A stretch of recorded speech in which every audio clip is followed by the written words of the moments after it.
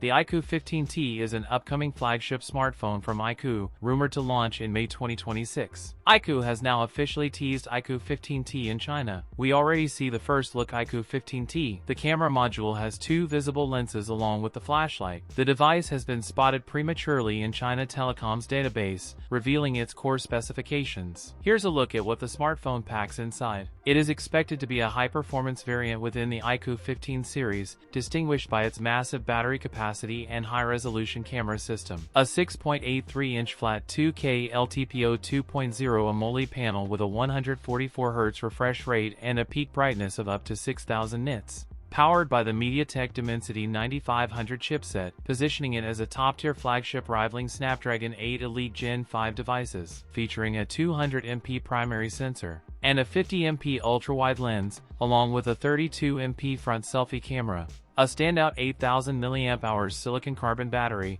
which would be the largest in the iQOO 15 lineup, supported by 80W fast charge. That's it for today's video. If you enjoyed it, don't forget to like, comment, and subscribe for more content. Thanks for watching, and I'll see you in the next one.